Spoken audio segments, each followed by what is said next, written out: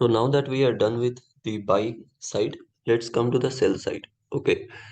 So sell side से हम लोग क्या समझते हैं कि सेल साइड का मतलब है हम जब कोई स्टॉक्स बेच दे रहे हैं, right, we want to sell whatever stocks we hold, right, then we can do so either by directly approaching the stock market or through some third parties. Now, why third parties are important? That's because third parties have a more knowledge about the internal workings of the company, right? So if they, according to their forecasting, we can decide whether the decision we are taking is worthwhile or profitable or not, right? So there are some, of course, parties involved in the sell side. So we will cover them one by one. So first is traders, right? So who are traders? Traders might be people like you and me, or traders might be people who are licensed brokers, right? So brokers क्या काम करते हैं कि brokers play a role as an intermediary between the stock market and you. Okay, so let's say you decide to sell a share, sell some shares. So you contact the broker. Broker buys the share. Broker takes the share from you, and he sells in the stock market and gets back with the revenue to you, right?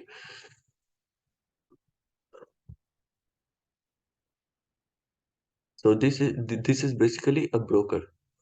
फिर भी पढ़ लेते हैं. Traders, sometimes known as market makers or broker dealers, ensure that there are buyers and sellers for various financial instruments. They make money largely from the gap known as bid-ask spread.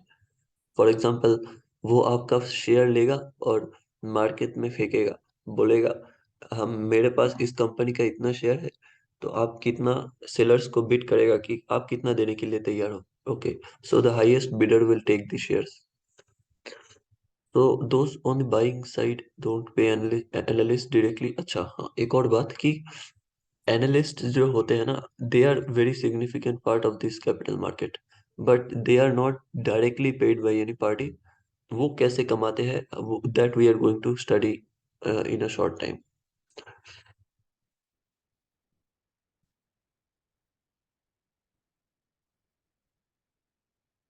उसके बाद sales people. So sales people are kind of indirect brokers. वो क्या करते हैं कि वो analyst से information लेके डायरेक्ट कम्युनिकेट करते हैं, और उससे थोड़ा उसका कमीशन वगैरह मिल जाता है, right? So that is sales people. Sales people take information from the analyst and communicate to people whether to sell their share or not. Investment banker. Now, investment banks are a necessary component of capital market because for a company, from looking from the perspective of a company, if I decide to issue new shares, right, or let's say decide to take an I decide to acquisition I decide acquisition of a new company under my company's umbrella. So I cannot do it by myself. I have to take the help of an investment banker for that, right? So investment banker, what it does is it acts like an agent for me, and it issues my shares. It searches for, it takes the responsibility that my shares will be 100% issued, I mean subscribed. And if, let's say, public, some shares, after I have issued the initial public offering, some shares are have not been subscribed, then these investment bankers will buy out the rest of the shares in order to fulfill their part of the contract, right? So this is what an investment bank is and how they work.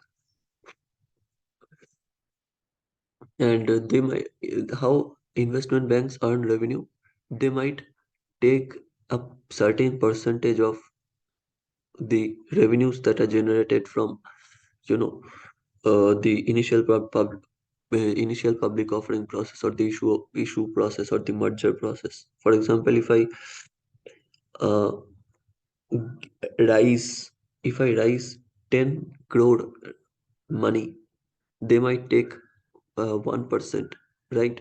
Or they might take, let's say, 10%, और 1 करोड़ वो ले जाएंगे. So this is how investment bankers work and they earn money. The media. अब media क्या काम करती है कि मीडिया एक, क्या बोलते हैं उसको, एक इमेज सा बनाती है कंपनी का, right? And that and depending on that image, people sometimes decide to buy or sell their shares. Also media का एक और काम है कि एनालिस्ट जिनकी बात मैं कर रहा हूँ, मतलब ये बुक कर रहा है, तो वो लोग समटाइम्स डायरेक्टली टीवी पे जाके अनाउंस कर देते हैं कि ये स्टॉक ऐसा परफॉर्म करने वाला है, तो आप अकॉर्डिंगली डिसीजन ले सकते हैं. तो this is how media is important. Media plays an important role in the capital market. Incentives for equity analyst. तो इक्विटी एनालिस्ट पैसा कैसे कमाते हैं? हमने पढ़ा कि इक्विटी एनालिस्ट का क्या काम है. They work as an inside, वो डायरेक्टली कंपनीज के सीईओ सीएफओ से बात करते हैं, और वो इंफॉर्मेशन, इनसाइडर इंफॉर्मेशन लेके ट्रेडर्स, ब्रोकर्स एक्सेट्रा को देते हैं, और वो हमें, हम तक ये इंफॉर्मेशन पहुंचाते हैं. वो उस हिसाब से रिकमेंड करते हैं कि आपको कोई पर्टिकुलर शेयर बाई करना चाहिए, सेल करना चाहिए, है ना? तो उनको पैसा कहाँ से मिलता है? They don't get any commission वगैरह from company directly, or any portion from the trader, rather. So how they earn their money, we are going to cover. So इसमें तो कुछ नहीं. सो एनालिस्ट कैसे पैसा कमाते हैं? सी, एनालिस्ट को जो है, रैंक उनका एक अलग सा रैंक होता है. Okay, for example rank 1, rank 2, rank 3, rank 4, rank 5 and so on. Rank 1 में जो एनालिस्ट बैठा है, वो, उसका जो इंफॉर्मेशन है, वो, it is more accurate then those on the down side of the list, right? Analyst, first rank में जो एनालिस्ट बैठा है, उसका इंफॉर्मेशन ज्यादा एक्यूरेट है as compare to analyst. See, analyst सब लोग हैं यहाँ पे. सब लोग कंपनीज पे के पास जाके या फिर कहीं और से डायरेक्टली और इनडायरेक्टली इंफॉर्मेशन इकट्ठा करते हैं, बट एक्यूरेट जिसका सबसे ज्यादा होता है, वो एनालिस्ट जीतता है. अब आप लोग सोचोगे कि okay, so it might be easy for any analyst to, हम हमें बस एज एन एनालिस्ट क्या काम करना है कि हमें कंपनीज के पास जाके उनके मैनेजर से एक्यूरेटली इंफॉर्मेशन लेना है, और वो क्या जो है, मार्केट को देना है ना? लेकिन ये काम उतना आसान नहीं है. क्यों नहीं है? क्योंकि एनालिस्ट, पहली बात एक यहाँ पे लिखते हैं, डीमेरिट्स या फिर डाउन साइड्स ऑफ एनालिस्ट. पहली बात तो, they can not disclose every information. Okay, वो एनालिस्ट जो है, सेल, कोई पर्टिकुलर स्टॉक सेल करने का जो रिकमेंडेशन है, वो बहुत रेयरली देता है. क्योंकि अगर वो इस तरह से सेल करने का रिकमेंडेशन किया, तो वो जिस सीईओ और सीएफओ से इंफॉर्मेशन लेता है, वो और उन्हें कभी नहीं बुलाएंगे, है ना? उन एनालिस्ट को कभी नहीं बुलाएगा. वो किसी और से या फिर इन्वेस्टमेंट बैंकर से डायरेक्टली कांटेक्ट कर लेगा. ठीक है? तो ये एक इंफॉर्मेशन है कि lack of transparency.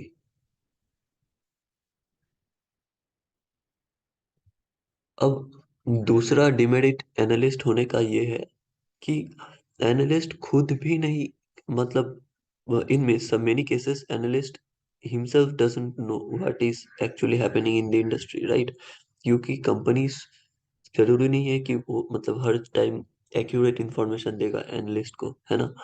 So there is a cloud on the cloud of what you call, uh, there is a cloud of misinformation on the company side. See, for example, यहाँ पे एक डायग्राम है. See, यहाँ पे जो asymmetric information, जिसकी वजह से एनालिस्ट को प्रॉब्लम होता है, और एनालिस्ट सही से मतलब वो नहीं कर पाता है डिसीजन, मतलब सही इंफॉर्मेशन नहीं दे पाता है हर वक्त।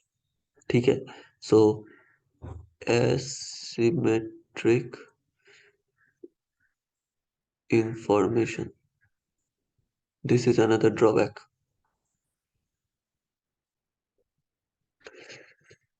सो हमने पढ़ा कि एनालिस्ट जो है वो डायरेक्टली काम करता है अंडर क्या बोलते हैं, इन्वेस्टमेंट बैंक्स। और वो सीई और सीएफओ से डायरेक्टली बात करके कंपनी के हेल्थ के बारे में पूछते हैं, और दूसरे भी इंटरनल जो सोर्सेस हैं उनसे इंफॉर्मेशन लेते हैं, और उसके हिसाब से मार्केट को एनालाइज करके रिकमेंड करते हैं कि स्टॉक सेल करा जाए या बाय करा जाए, है ना। सो that is how analyst works. और एनालिस्ट के सामने भी बहुत चैलेंजेस है, जैसे कि उन एनालिस्ट का रैंकिंग होता है, 1 2 3 4 5 ऐसे। सो फर्स्ट रैंकिंग में जो एनालिस्ट है उसका जो क्या बोलते हैं, इंफॉर्मेशन का एक्यूरेसी है, they are more accurate than the those below him, right. लेकिन फर्स्ट रैंक में रहना उतना आसान नहीं है, या फिर टॉप रैंक एनालिस्ट में रहना आसान नहीं है। क्यों? क्योंकि इतने सारे डिमेरिट्स है। देखिए, लैक ऑफ, पहली बात तो वो चाहे भी तो, उनको अगर पता भी चला कि कोई कंपनी फ्यूचर में जाके डूबने वाली है, फिर भी वो डायरेक्टली ये नहीं बोल सकता कि आप बेच दो स्टॉक्स, है ना। फिर नहीं तो उनका रिश्ता जो है इन्वेस्टमेंट बैंक से खराब हो जाएगा। दूसरा ये है कि एसिमेट्रिक इंफॉर्मेशन, मतलब ये कि कंपनी साइड में जो कंपनी साइड से, मतलब जिनसे एनालिस्ट इंफॉर्मेशन लेता है, कोई गारंटी नहीं है कि वो लोग सही इंफॉर्मेशन देंगे, है ना। सो that is another problem of asymmetric information. और दूसरा तीसरा बात यह है कि इन दोनों फैक्टर्स की वजह से जो है बहुत मुश्किल हो जाता है एक्यूरेट इंफॉर्मेशन गेन करना। इसका वजह से नए एनालिस्ट जो कंपैरेटिवली नीचे रैंक पे है, वो क्या करते हैं कि वो कभी कभार अटेंशन गेन करने के लिए बहुत लंबा चौड़ा स्टेटमेंट मतलब रिलीज कर देते हैं कि ये होने वाला है, वो होने वाला है, ये स्टॉक जाके पक्का डाउन करेगा। अब अगर उनका प्रेडिक्शन सच हो गया, तो उनको उनका रैंक जो है ड्रामेटिकली ऊपर जाएगा। और अगर उनका इंफॉर्मेशन गलत निकला, फिर तो फिर भी उनका कोई मतलब ऐसा सच बहुत खास कुछ अ, आने जाने वाला है नहीं, क्योंकि उनका rank, they have nothing to lose, right? So they sometimes make crazy statements so that if it proves right, then their ranking will dramatically improve, and if it is false, then they have nothing to lose again, right? So this is how analysts work, and analysts earn money, and this is what it has been mentioned here.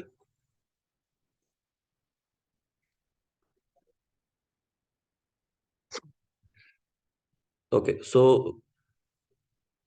The problem at the heart of capital market, ये भी मैंने आपको बता दिया कि capital market जो है, it is a very complex set of system, because it deals with misinformation, then so many parties, right. It's not like कि डायरेक्टली कस्टमर्स या हाउस होल्ड सेविंग्स कंपनी के पास डायरेक्टली जा रहा है। There is so many layers, okay, there is so many layers और hierarchies और middle man in between. और ज्यादा पैसा तो मिडिल मैन ही कमाते हैं। तो हियर हियर, हाँ, ये जो यहाँ पे भी मैंने वही बताया था, जो मिस इन्फॉर्मेशन का या फिर एसिमेट्रिक इंफॉर्मेशन का जो प्रॉब्लम है, वही यहाँ पे बोला है। Okay.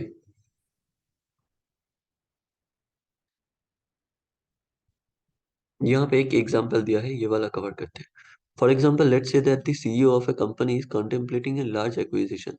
She shares her forecast for the company to be acquired and advises the owner that the acquisition is a great idea. But what if she just wants to run a larger company, and her ability to lead a transformation acquisition could place her in higher echelon among CEOs? She could get a better job with more pay. So is the acquisition great for the company or for the CEO? What about plans for the new headquarters? Is the move to attract talent, as the CEO says, or just managers battling their compensation with an on-site five-star gym facility and a better breakfast buffet than you can get at the Four Seasons? यहाँ पे एक example दिया है कि सी, stock market में क्या होता है कि जब कोई कंपनी एक्विजिशन करती है ना, तो generally that is a good symbol for stock की उनका स्टॉक जो है आगे जाके राइज करने वाला है, and that indicates a signal two by the particular company stock.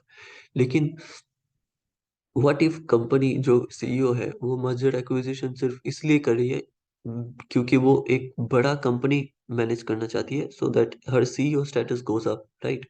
या फिर in simple words, what if she is doing that merger or acquisition for her personal purpose, for her personal gains, right? So in that case, there is a huge potential कि वो संभाल नहीं सकेगी दोनों companies को एक साथ, और आगे जाके कोई दोनों में से कोई एक कंपनी या फिर दोनों कंपनी डूबने वाली है, राइट? तो in such cases, it becomes problematic for the analyst to accurately gain information, right, from the company. Managers भी कभी कभी ये सब करते हैं, for they you know dwell with the company's information for, they what you call, edit the company's information for their own personal gains. So this is just another problem, like I mentioned in the capital market, कि there is problem of misinformation or lack of transparency.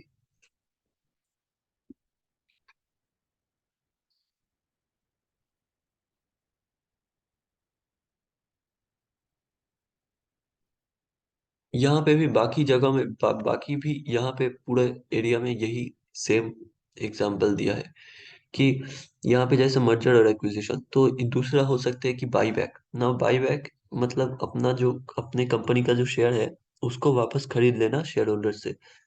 Now this is a generally a good sign because it shows that company का जो share है वो undervalued है।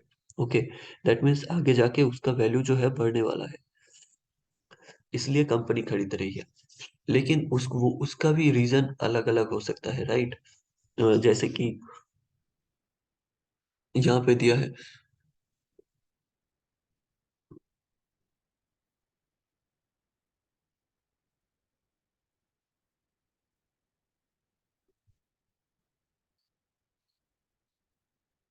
कि बहुत सारे अलग रीजंस हो सकते हैं जिसका वजह से बाई बैक कर रहे हैं shares, right? What if this is what if this is कोई, it is what if this is a desperate attempt to lure our investors into, या फिर स्टॉक प्राइस को राइज करने का एक तरीका हो सकता है कंपनीज की तरफ से, राइट? सो नो बडी नोस। कहने का मुद्दा यह है कि there is a lot of problems underlying in the capital market, and that is what makes finance interesting, right? अब प्रिंसिपल एजेंट प्रॉब्लम पढ़ते हैं।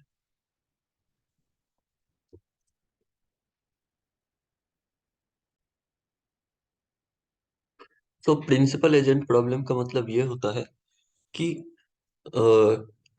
कैपिटल कैपिटल मार्केट्स में क्या होता है, मतलब कैपिटलिस्ट सोसाइटी में क्या होता है, या फिर कैपिटल मार्केट में क्या होता है। अरे यार, sorry, please forgive me. So capital markets में क्या होता है कि एक कंपनी का ओनर जो है, owner, okay, so owner is not controlling the company the operations, right? Owner is just, वो सिर्फ पैसे दे रहा है। ओके, फॉर एग्जाम्पल एक किसी कंपनी का अगर इक्विटी शेयर खरीद ले तो हम और आप भी ओनर हो सकते हैं, लेकिन हम उस कंपनी को जाके ऑपरेट नहीं करने वाले हैं। Of course if we own a large number of shares then we can have some decision making power, but we are not the people to operate the company and manage the company's operation on a ground level, right? They are the someone else. So that is, this is called the principal agent problem, which is the root of most of the problems. But then again, this is also very beneficial move. That is why it has its own set of advantages as well, right? So ये problems तो arise होने हैं, और उनमें से एक problems, और जैसा कि मैंने बताया कि problems, some problems like asymmetric information, misinformation, miscommunication, lack of trust या फिर डिसट्रस्ट, ये सब प्रॉब्लम होता रहता है। सो इनको सॉल्व करने का क्या मतलब मेथड है, यहाँ पे लिखा गया है कि देखिए, finance is meant to ameliorate, मतलब सॉल्व करने के लिए बनाया गया था फाइनेंस को, ये जो प्रिंसिपल एजेंट प्रॉब्लम है। क्या फिर फाइनेंस क्या कर रहा है गिवन दी, मतलब अभी फाइनेंशियल क्राइसिस जो 2008 में देखा गया था, 2013 में था, तो ये सब मेजर क्राइसिस को ध्यान में रखते हुए ये बोला जा सकता है कि फाइनेंस जो है बहुत अच्छा काम नहीं कर रहा है। बट सब कुछ इतना सिंपल नहीं है। क्यों सिंपल नहीं है? देखिए, यहाँ पे बहुत अच्छे से दिया गया है। Here are a few possibilities. First, could we punish managers more when they lie? हम लोग ऐसा कर सकते हैं, हम लोग मैनेजर्स को पनिश कर सकते हैं जब भी वो झूठ बोले एनालिस्ट्स को, कि अपना अपने कंपनी का जो है एक गलत व्यू रखे एनालिस्ट के सामने, और उससे एनालिस्ट का जो डिसीजन है वो हो सकता है कि इन्फ्लुएंस हो, है ना? But this is tempting, but it can lead them to say less and less. Manager बोलना ही बंद कर देगा, और इससे क्या होगा? It will increase the level of asymmetric information, है ना? तो ये that is why this is a this is a bad step, which should not be taken. Secondly, we could pay managers with more equity, so they behave like owners want them to.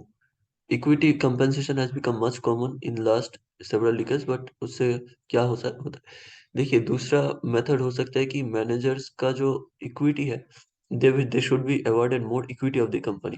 इससे क्या होता है कि they have an ownership of the company, so that they can you know act on behalf of the companies interest. लेकिन उससे क्या होता है, कभी कभार कि मैनेजर्स कुछ टेम्पोररी टाइम तक कंपनी को ऊपर ले जाने के लिए वो करते हैं, और उसके बाद जब शेयर का प्राइस पीक पे होता है तब वो अपने शेयर्स को सेल कर देते हैं, और उससे वो फायदा कमा लेते हैं, है ना?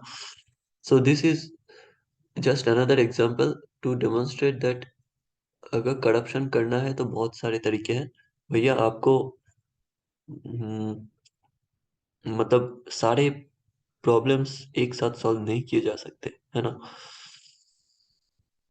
Well, who is going to pick those directors? Often it's the managers themselves, right? And to complicate matters, they may serve on the board of the CEO who sits on the board. Every potential solution leads to collateral consequences that can amplify rather than ameliorate the problem.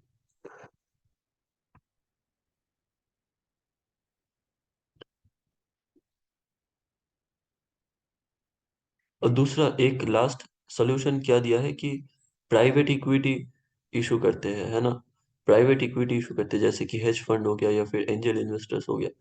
तो instead of raising my fund from a number of small investors, I can raise from few private investors who will further, you know, have the agency to come to the company. But उससे क्या होता है, उससे भी एक problem होता है, जैसे यहाँ पे बोला है, but private equity also create its own issues. These investors realize profits by issuing stock to capital market and have incentive to make their companies appear better than they are prior to going public, right? So उससे क्या होता है कि they sometimes misalign information. See, एक company publicly listed कब होती है? जब उसका certain number of shares public होता है, राइट? तो ऐसा नहीं हो सकता कि पूरा का पूरा शेयर ही प्राइवेट इन्वेस्टर्स को दे दिया, कुछ पोर्शन पब्लिक के लिए भी रखना पड़ता है। और प्राइवेट इन्वेस्टर्स अगर मेजोरिटी पोर्शन में होल्ड करेंगे शेयर्स, मेजोरिटी शेयर्स होल्ड करेंगे, then they will you know what you call shape the insider information of the company, या फिर अपने कंपनी को ऐसे दिखाएंगे पब्लिक को, so that the shares are over subscribed, right? People are more attracted to buying the shares of the company. और इससे भी फ्रॉड होता है, क्योंकि पब्लिक को बाद में पता चलती है कि यार ये तो कंपनी मतलब हमारा काट गई। तो इससे क्या होता है कि then it further creates more what you call enraged enragements। तो इस कॉन्टेक्स्ट में अगर हम हमने पहले हेज फंड या फिर शॉर्ट सेलर्स को हमने गलत साबित साबित किया था, या फिर जनरली होता है कि शॉर्ट सेलर्स को लोग गलत नजरिए से देखते हैं। बट इन सच केसेस, जब लेट्स से कोई बहुत मतलब प्राइवेट इन्वेस्टर्स, दो चार प्राइवेट इन्वेस्टर्स ने पूरे कंपनी के शेयर्स का मतलब मेजोरिटी होल्ड करके रखा है, in that case they will always such investors will always try to show an uplifted image of their company. तो शॉर्ट सेलर्स क्या करते हैं कि शॉर्ट सेलर्स इनसाइडर इंफॉर्मेशन निकाल के इनका भांडा फोड़ कर देते हैं, और उससे वो भी पैसा कमा लेते हैं और पब्लिक को भी एक्यूरेट इंफॉर्मेशन मिल जाता है ना। सो कहने का मतलब ये है कि it is not as black and white as it CIMS.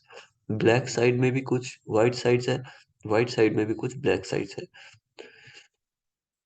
Okay, so this is what it was about. Now we are going to study few case studies, right? पहला है सी होन हाई शार्प एंड साकाई प्लांट। इसके बारे में हमने पहले भी last chapter में भी पढ़ा था। उसका उसके अलग अलग डायमेंशंस के बारे में हम लोग पढ़ने वाले हैं इस चैप्टर में, है ना। शॉर्ट सेलिंग विकेट,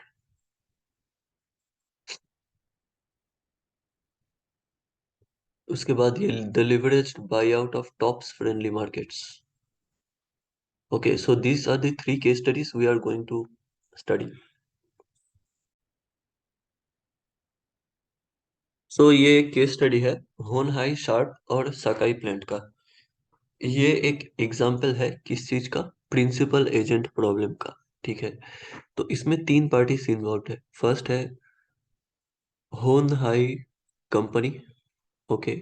दूसरा है शार्प, तीसरा है सकाई प्लांट।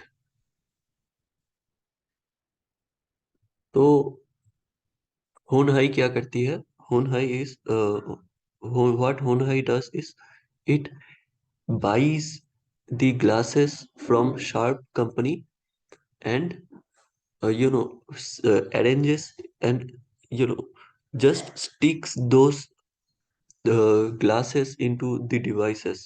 Okay, for example, सिर्फ एक फोन विदाउट एलसीडी लिया और शार्प का एलईडी उसमें लगा दिया, तो ये काम होना ही करता है। उसका चेयरमैन कौन है, गो। गो। सो इस केस स्टडी के लिए हम गो को अलग यूनिट देखेंगे, हुनहाई कंपनी को अलग यूनिट देखेंगे, क्योंकि कैपिटलिज्म का यही रूल है कि ओनर्स अलग होते हैं, क्या बोलते हैं उसको, कंपनी से। ओके, और शार्प, ये जो साकाई प्लांट है that is owned by sharp. Okay, अब क्या होता है कि साकाई शार्प को लगता है कि शार्प पहले क्या बनाता था, शार्प पहले छोटे ग्लासेस बनाता था। उसको लगा कि आगे जाके बड़े ग्लासेस जो है उसका डिमांड बढ़ने वाला है, इसलिए वो एक सेपरेट साकाई प्लांट बनाया। ओके, एक सेपरेट मैन्युफैक्चरिंग प्लांट बनाया बड़े ग्लासेस को मैन्युफैक्चर करने के लिए। और this thing he did against the advice of this analyst Alberto Moel. ठीक है, एक एल्बर्टो मोएल जो एनालिस्ट था उसका बात नहीं माना, और जोर जबरदस्ती एक क्या बोलते हैं उसको, इन्वेस्टमेंट कर लिया इस मैन्युफैक्चरिंग यूनिट में। और आगे जाके पता चला, और उससे क्या हुआ, उसके बाद क्या हुआ कि ये गो जो है होनहाई कॉरपोरेशन का चेयरमैन, उसने शार्प का कुछ स्टॉक्स, कुछ शेयर खरीद लिया, और होनहाई कॉरपोरेशन ने भी शार्प का कुछ स्टॉक खरीद लिया। ठीक है, अब उससे क्या हुआ, एक काफी मेजर मेजर जो स्टॉक है वो गो के पास आ गया और होनहाई कॉरपोरेशन के पास आ गया। ठीक है, दोनों के पास है शार्प के स्टॉक्स। अब शार्प का जो मैन्युफैक्चरिंग प्लांट है वो आगे जाके डूबने लगी। ठीक है, it started operating in loss because it the demand for what you call the big glasses was miss forecasted, and that is why it started to perform unexpectedly। उससे क्या हुआ, शार्प का जो शेयर प्राइस है वो कम हो गया। ठीक है, शार्प का शेयर प्राइस कम हो गया, उसकी वजह से होनहाई जो कंपनी है उसने शार्प का पूरा खरीद लिया। होनहाई वो अब शार्प को पूरा खरीद लिया। अब एक नजर में देखे तो शार्प का जो बहुत मतलब कम प्राइस में खरीद लिया, ठीक है। शार्प का लेट से 100 रुपए एसेट का वैल्यू था। हुंडई कॉरपोरेशन ने 50 रुपीज में वो एसेट खरीद लिया। लेकिन इससे अगर गो अलग से शेयर नहीं खरीदता तो हुंडई कंपनी को ऑब्वियसली फायदा होता। लेकिन ये जो 100 रुपए का एसेट है, ये किसके पैसों से है? ये तो गो के पैसों से है।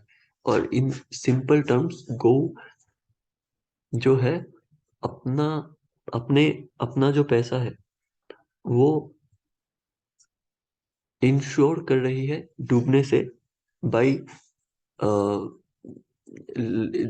Buying out the company assets at for his own company, ठीक है।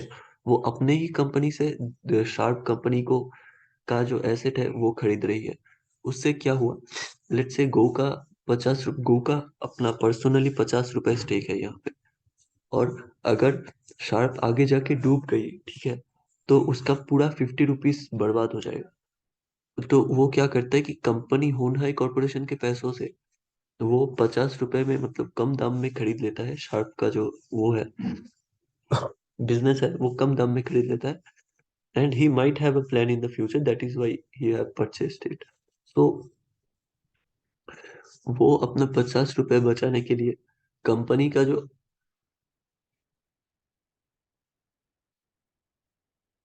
Okay, so this is what happened. This is the case study, and this is an ideal example of principal agent problem.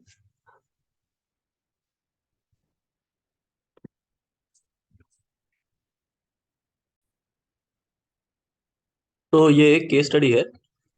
तो 2010 में Jeremy मिंडिक hedge fund, जो कि एक hedge fund company है, Jeremy मिंडिक hedge fund, स्कोपिया capital. तो Jeremy मिंडिक का hedge fund का company स्कोपिया capital, उन्होंने क्या डिसाइड किया कि एक कंपनी का जो शेयर्स है वो शॉर्ट सेल करना है। कंपनी का नाम क्या है? बेकर्ट। बेकर्ट क्या करती है? Makes steel wire. ओके। सो उन्होंने बाकी पूरा पोर्शन में यही समझा है कि कैसे वो शॉर्ट करने का प्लानिंग कर रहे हैं, या फिर एक्चुअली बेकर्ट का जो सीन है वो ऐसा है कि उनका जो स्टॉक है वो ऐसे ऐसे ऐसे ऐसे ऐसे करके अचानक से ऊपर उठ गया, ठीक है। अब ऊपर उठ उठ ऊपर उठ तो गया, it was sudden rise, right. Now what factors enabled it to enabled the same to rise so much, right. So क्यों राइज हुआ? राइज इसलिए हुआ क्योंकि उनका जो इंडस्ट्री है, दैट इज स्टील वायर बनाना, उनका जो सेगमेंट है उस सेगमेंट में बेकार जो है अकेला ऑपरेट करता है। Okay. So that is why the revenue suddenly rose due to a surge in demand.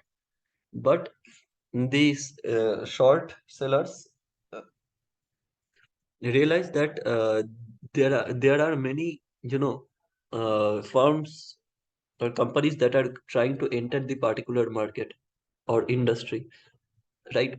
So by assessing its competitors, they will try to ascertain whether the stock prices will come down or keep high or continue being high.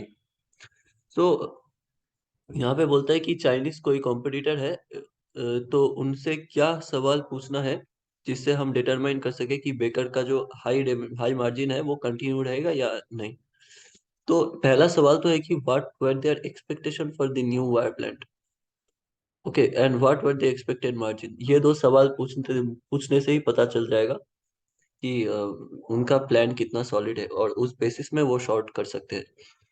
तो Chinese लोगों से बात करने के बाद जो company है short selling company, that is Scopia capital, उन्होंने उनको पता लगा कि यार ये शेयर जो है वो गिरने वाला है, there is a high chance that this stock prices will fall. So उन्होंने क्या किया, उन्होंने शॉर्ट कर लिया सेल्स को, शेयर्स को। ओके। अब यहाँ पे बोला है कि assuming you want to short Bekaert, what are the risk of doing so. पहला रिस्क तो यह है कि अगर स्टॉक नीचे गिरने के बजाय ऊपर चला गया तो मुझे उतना ही या उससे ज्यादा लॉस सहना पड़ेगा, राइट। क्योंकि देखो, नीचे कोई स्टॉक बहुत रेयरली जाती है। जनरली कंपनी का जो ट्रेंड होता है दैट इज ऐसा एक अपवर्ड ट्रेंड होता है ना। सो अचानक से अगर नीचे जाती भी है तो वो ऊपर उठ जाती है और बहुत माइनर नीचे गिरती है। बट इन दिस केस अगर वो शॉर्ट सेलिंग किया स्टॉक को और बाद में पता चला कि मतलब स्टॉक नीचे नहीं गया, तो ऊपर तो वो कितना भी ऊपर तो स्टॉक कितना भी जा सकता है, कोई लिमिट नहीं है, लेकिन नीचे गिरने के लिए एक लिमिट तक गिर सकता है ना। So this is what short selling का रिस्क इस और इस प्रोसेस को कहते हैं शॉर्ट स्क्वीज। ठीक है। जब आप किसी से मतलब लेट्स से सपोज यहाँ पे नीचे गिरने वाला है, इस पॉइंट पे हम लोग खड़े हैं। ओके, इस पॉइंट पे हम लोग खड़े हैं, यहाँ से स्टॉक नीचे जाने वाला है। तो मैंने क्या किया, मैंने यहाँ से 100 शेयर खरीद मतलब बोरो करके, ठीक है, मैं यहाँ से 100 शेयर बोरो किया किसी से, मैंने पैसे नहीं दिए। ओके, और होल्ड करके रखा। और एक हफ्ते बाद या फिर कुछ टाइम बाद जैसे ही स्टॉक नीचे गिर गया, तो मैंने उस उस स्टॉक को, सॉरी, मैंने इस पॉइंट पे खरीदा, किसी से बोरो किया, और वो बोरोड स्टॉक मैंने 100 रुपए में बेच दिया। ठीक है, मेरे पास अभी 100 रुपीज है। एक सेकेंड, मेरे पास अभी 100 रुपीज है। ठीक है। अब मुझे पता है कि ये स्टॉक नीचे जाने वाली है। ठीक है।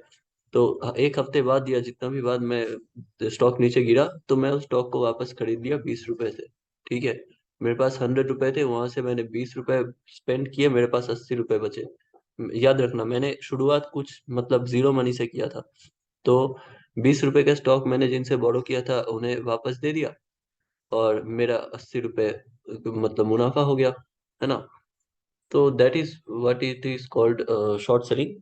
और सपोज मान लो कि मैं इस पॉइंट पे खरीदता हूँ 100 रुपए देके, लेकिन यहाँ पे ये नीचे नहीं गिरता है, ऊपर चला जाता है। तो मुझे तो उनको जिनसे मैंने बोरो किया उनको वापस तो लौटाना पड़ेगा ना।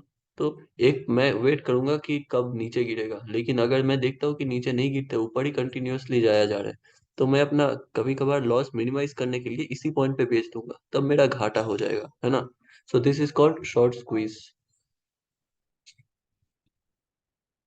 तो ये रिस्क होता है शॉर्ट सेलिंग का। उसके बाद हम पढ़ने जा रहे हैं the leveraged bye out of tops. ये भी एक इंटरेस्टिंग केस स्टडी है। तो कहता है कि 2007 में मॉर्गन स्टैनली, जो कि एक प्राइवेट इक्विटी फर्म है, उसने टॉप्स फ्रेंडली मार्केट, जो कि एक supermarket chain in upstate New York है, उसको लिवरेज्ड बाय आउट करने का फैसला किया। ओके, अब लिवरेज्ड बाय आउट क्या होता है कि लेवरेज मतलब हमने पढ़ा है कि उधारी मांग के कुछ खरीदना, राइट। बाय आउट मतलब होता है किसी एंटिटी को खरीद लेना, एक्वायर कर लेना। सो लिवरेज बाय आउट मतलब होता है किसी एंटिटी को परचेस करना, लेकिन खुद के पैसों से नहीं, उधार मांग के किसी से, है ना। सो उन्होंने मॉर्गन स्टैनली वालों ने ये टॉप्स फ्रेंडली मार्केट जो है ये परचेस करने का फैसला किया। अब now this decision was based on many factors. पहले तो उनको लगा कि उनका जो टॉप्स फ्रेंडली मार्केट का जो एग्जिस्टिंग ओनर है, दैट इज रॉयल अहोल्ड, वो जो है वो एक डिस्ट्रेस्ड सेलर है। मतलब वो अभी किसी किन्हीं कारणों की वजह से जल्द से जल्द जो है अपना बिजनेस बेच के निकलना चाहते हैं। So that made Morgan Stanley on the favourable side of the bargain. So that is why after getting a good deal, Morgan Stanley decided to buy the shop out. Okay. So उसके बाद उन्होंने Morgan Stanley ने क्या किया कि managers जो थे tops friendly market के, उनके प्रीवियस मैनेजर्स, उनको वापस से अपॉइंट किया मैंने उस बिजनेस को संभालने के लिए। अब प्रॉब्लम क्या हो रहा था इस टॉप फ्रेंडली मार्केट्स बिजनेस का, कि उनका जो हेडक्वार्टर्स था, हेडक्वार्टर्स उनके बिजनेस ऑपरेटिंग जो होता है रिटेल चेन, वहां से बहुत दूरी में था। अब इस दूरी की वजह से इफेक्टिव मैनेजमेंट नहीं हो पा रहा था। ठीक है। That is why the business was undergoing loss. So उसके बाद मॉर्गन स्टैनली ने एक्वायर करने के बाद दो तीन स्टेप्स लिए। पहला तो ये कि उनके पुराने मैनेजर्स को वापस ले आए, क्योंकि उनको लगा कि ये अच्छे से संभाल सकते हैं बिजनेस को। दूसरा ये है कि उन्होंने क्या किया, अच्छा हाँ, उनके कॉम्पिटिटर्स को एसेस किया। कॉम्पिटिटर्स जो था टॉप मार्केट का, दैट इज वॉलमार्ट। अच्छा, और हाँ, कॉम्पिटिटर्स को एसेस किया। कॉम्पिटिटर्स एक था Walmart, a low and big box chain, और दूसरा था वेगमैन्स जो कि regional high and grocery chain थी। तो और तीसरा जो काम किया, और बाकी जो काम किया मॉर्गन स्टैनली ने, that is change it's pricing strategy को चेंज किया, टेक्नोलॉजी को इम्प्रूव किया, और reconnect with its customers customers को रिकनेक्ट किया। ठीक है। इन ये तीन मेन ब्रॉड चेंजेस लाने के बाद धीरे धीरे ये जो है टॉप फ्रेंडली मार्केट का मार्केट फिर से, मतलब प्रॉफिट जनरेटिंग कंपनी बन गया, प्रॉफिट जनरेटिंग बिजनेस बन गया। और एंड में मॉर्गन स्टैनली ने जो है 3.1 टाइम्स ओरिजिनल इन्वेस्टमेंट अर्न किया। ओके, इस बिजनेस में। सो this is an example of merger and acquisition. Okay, कि कैसे एक अनप्रॉफिटेबल बिजनेस को फिर से बिजनेस प्रॉफिटेबल बनाया जा सकता है after merger and acquisition. So overall इस चैप्टर से हमने क्या क्या पढ़ा, एक बार समरी देख लेते हैं। I hope this whirlwind tour of the capital markets has demystified the complex world of institutional investors, analysts, and investment bankers for you.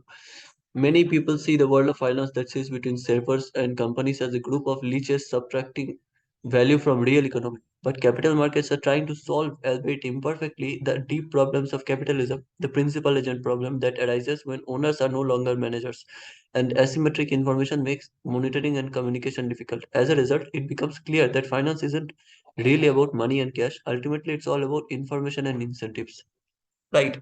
So, पहले पैराग्राफ में कहता है कि कुछ लोग सोचते हैं कंपनीज और हाउस होल्ड्स के बीच में जो मिडिलमैन होते हैं, जैसे कि एनालिस्ट हो गया, फिर इन्वेस्टमेंट बैंकर्स हो गए, ये सिर्फ लीचेस है, मतलब खून चूसने वाले जो कीड़े नहीं होते, उनकी वो उनसे कंपेयर किया कर रहा है। लेकिन ऑथर बताते हैं कि ऐसा नहीं है, ये गलत नोशन है, क्योंकि ये मिडिलमैन जो है कैपिटल मार्केट के कुछ प्रॉब्लम्स है। First is principal agent problem, और दूसरा है asymmetrical information.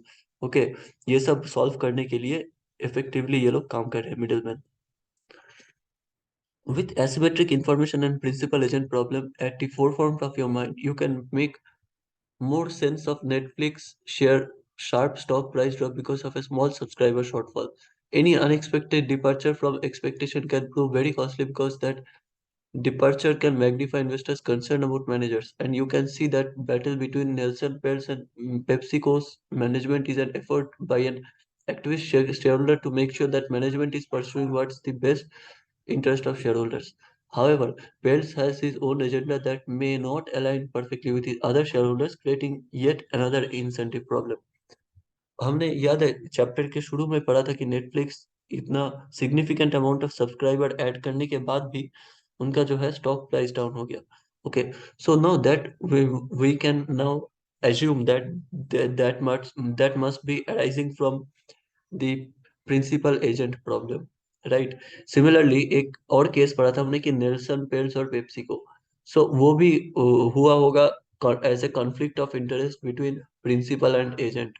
Okay, now that we have examined the informational problem at the heart of capital markets, we can turn to an even bigger question: what is a company worth?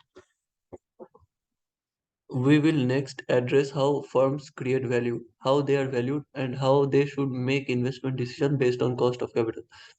So हमने पढ़ा कि information problem, मतलब capital market के एकदम heart में क्या exist करता है। नाउ अब हम एक बड़े क्वेश्चन की ओर जा सकते हैं, that is what is a company worth, एक कंपनी का क्या वैल्यू है। We will next address how firms create value, how they are valued, and how they should make investment decision based on the cost of capital. ठीक है।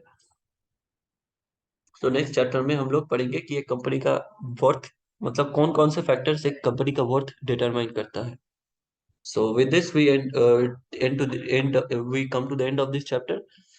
If you like the video, then please like, share, and subscribe.